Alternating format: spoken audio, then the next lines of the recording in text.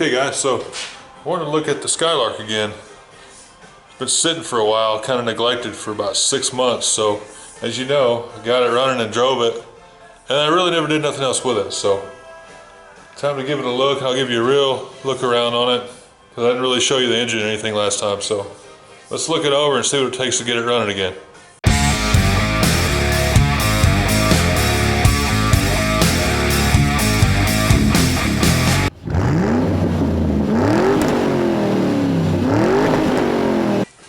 So here it is. Been sitting here for about 6 months. Flat tires again. No, I never got it fixed, and I should have. But 3 out of the 4 still won't hold air. Had a set of rims, didn't like them. Got rid of those, and I really haven't done anything else with it. So let's see if we can get it to start and run, but I'm going to show you the engine this time. I showed you the interior. Let's get, where's the, there it is.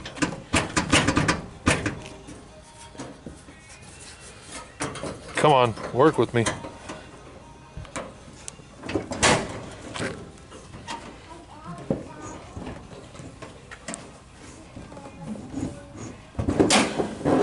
Okay, we got it.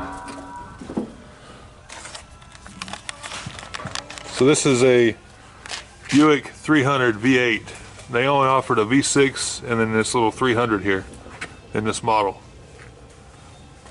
Little Rochester 2-barrel on it. It ran and drove. Don't know what it's going to do now. It needed some work. And I also told you wrong. I've been educated a little bit now on the 2-speed transmissions. So this one has what they call a 2-speed switch pitch. So this here controls a switch on the side of the transmission, which adjusts the pitch on the torque converter. So when you stop on it, the torque converter, the vanes open up, and it's supposed to really get after it. But unfortunately, this thing had a fire, as you can see up here and here at one point. And they've kind of janked up some wiring in it, and it'll start and run, or it did anyway, but the transmission didn't act right. If you remember my previous video, I thought maybe the distributor here was getting weak or had bad wire, or the alternator was going bad, and it was neither. So they're both good. So it's something to do with the wiring on the transmission. So we're going to have to look into that, but first we'll see if we can get it started.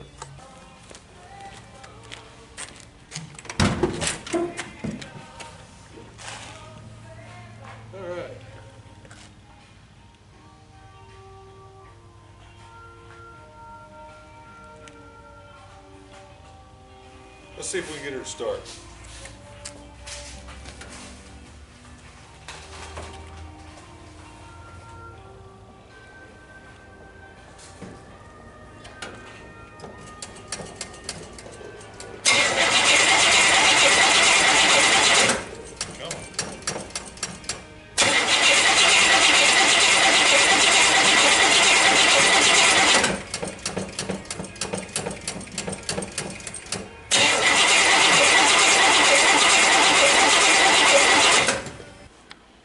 It has been sitting for a good 6 months, so we're kind of doing a little revival on it. In that time, the fuel pump has gone bad, so what I've done is rigged up the old clickety-clack. So I'm cleaning up wiring for that while the battery charges, and making sure we got all the hoses where it'd be safe. I need to shorten this one up, it's really long. And then we're gonna get it up and run it, see how it does after sitting for a while, take it for a drive, and then we need to do a bunch of cleaning under here. There's wiring issues. This control here is what helps the torque converter go in and out. It's called switch pitch. It opens the guide vanes on the torque converter for the transmission. So it is a 2-speed, but it's a switch pitch that Buick, Oldsmobile, and Pontiac used for a little while. And when this mess like this happens, it doesn't work right. So we're gonna have to do some work on that, clean up some wiring, and go from there, try to make it a daily driver. We still got tires that won't hold air, 3 out of the 4.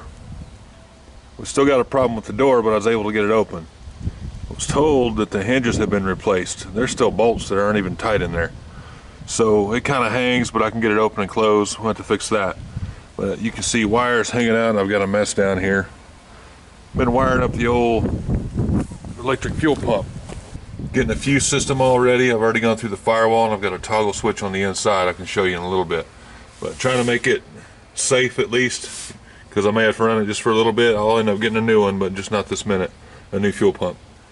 So we're going to run this one, want to make it safe with a fuse, and then get all the wires and stuff out of the way. And another thing I was told was replaced was wiring harness. So this is obviously horrible. There are some new parts, and I got some tags on it, but it's just partial. You can see over there, that's all burned up from the fire it had. So that and the fuse box going through the firewall there, it is like pretty brittle. So the new harness just kind of plugs in, but it'll fall off in any minute. So I just want to get it running where it'll drive again, and we'll start tweaking with all this little stuff.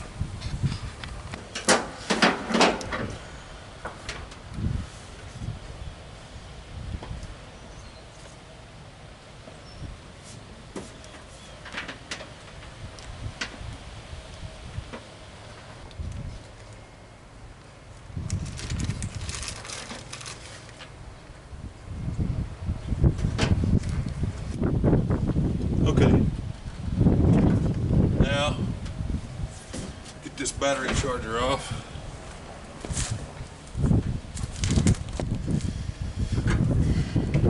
Apparently red is for positive and negative both. And our fuel pump already kicked on. We got fuel up here. Let's see if I got that toggle off.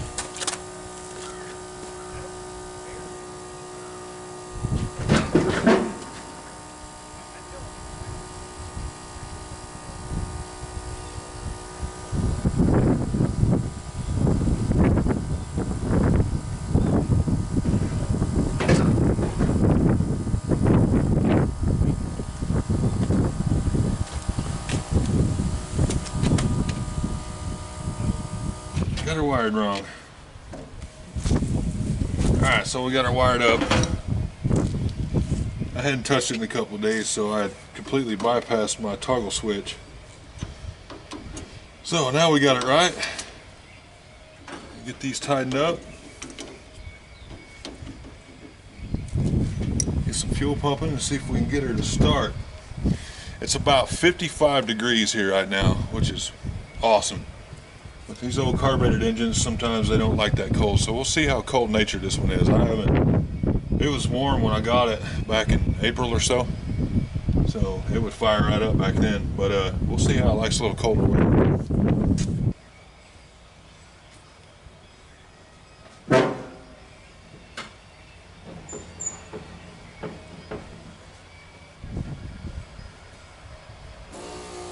Fuel pump on. Fire to hold.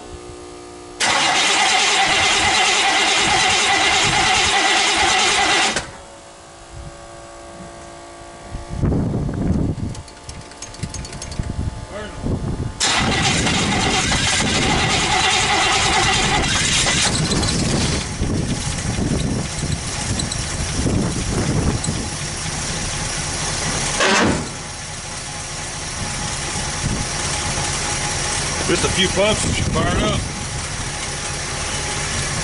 Let it sit idle, warm up a little bit and just see how it does.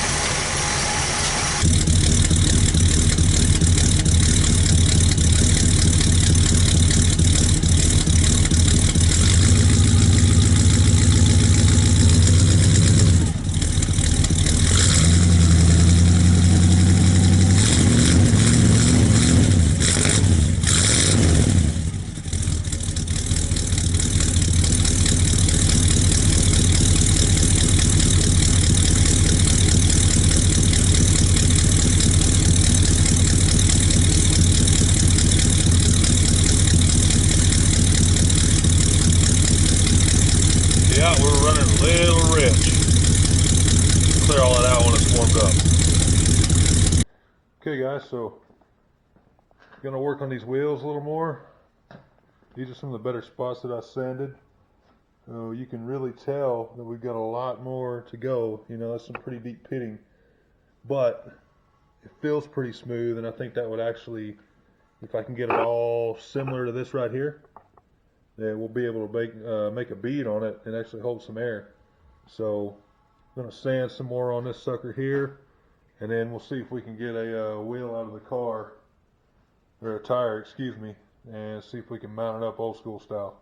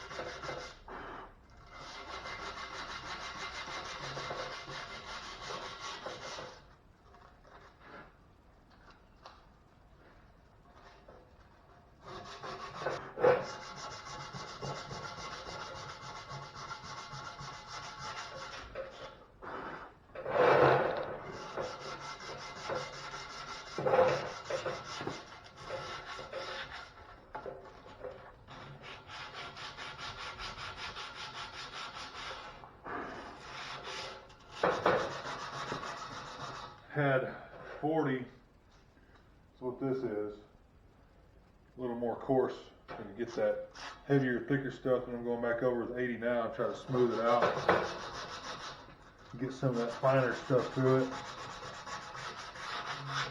maybe make it look like a real wheel again, somewhat.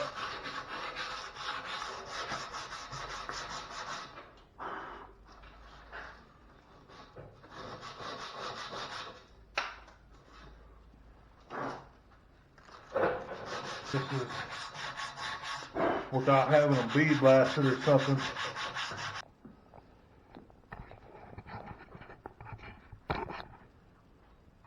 Obviously a hell of a lot better than it was.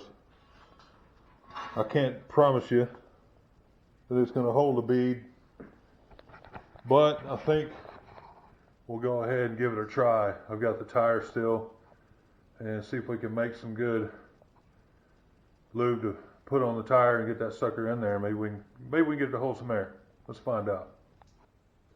Okay, so what we're going to do now is we'll go ahead and just clean up the wheel. We're going to wipe all this crap down so it's clean as we can get it. And then we're going to take just some soap and some water. Mount this tire onto the wheel if we can. I got some bars and stuff. Let's see if I can still do it like I used to. Then we'll see if this sucker will air up and hold a bead.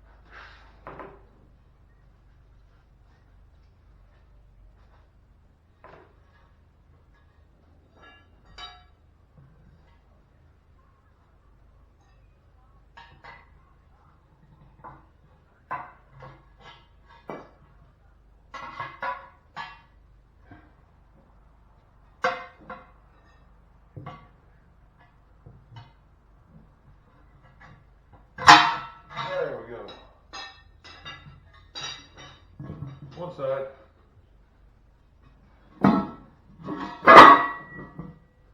See if we can get that looking on this side.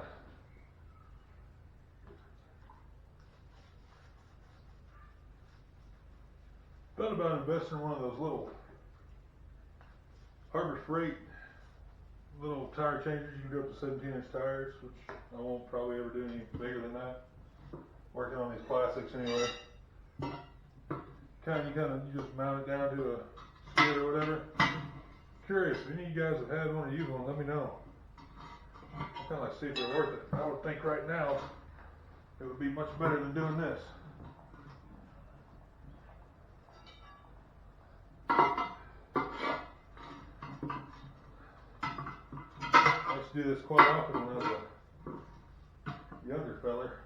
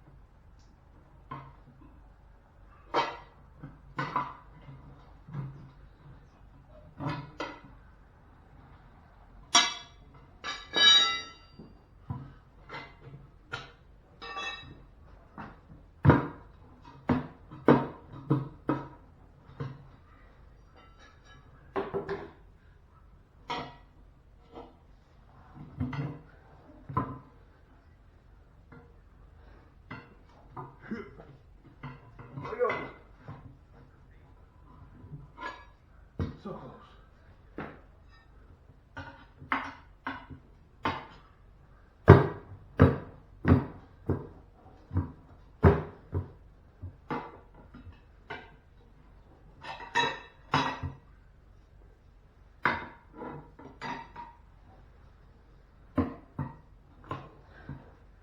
Oh, this part's always a bad. Always sucks.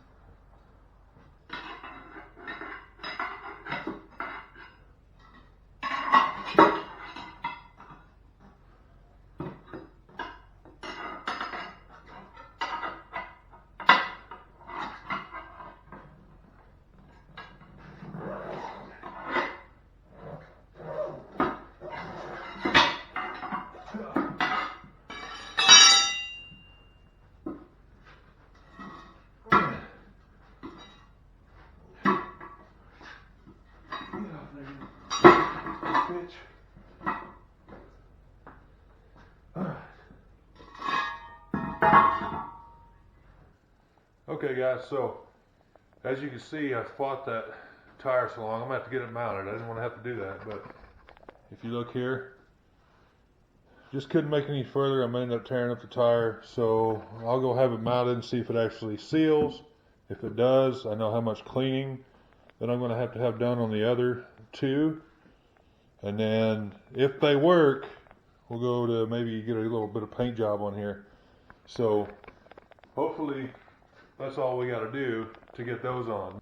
So you know, on the Skylark, I'm going to have to get a fuel pump. I need a mechanical because I don't want to keep that clickety-clack crap on there, because by the time you run all the stainless and crap it needs for a regulator so it doesn't just blow gas out of the overflow, it's not worth it. So we'll just put a mechanical back on it, and then we need to go through a bunch of the wiring.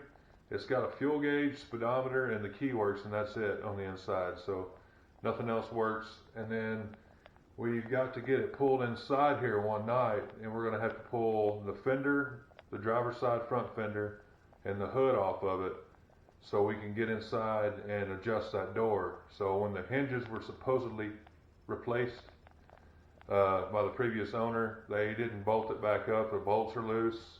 That took me forever to get the door open on it. When I did, it almost fell off. Took me forever to get it back closed. So I'm going to take that front fender off so I can get inside there and work on it and line it up and all that good stuff. So that's coming too. Thanks for all your comments. I appreciate it. Follow us on Instagram. We got more videos coming, of course, on the Rat Rod too. We're looking at doing some more work with Torch Off-Road on some different lift kits and stuff. So look forward to that, and keep everything coming, man. I appreciate all you guys subscribing and everything. The channel's starting to grow. So we'll see you soon. Thanks a lot.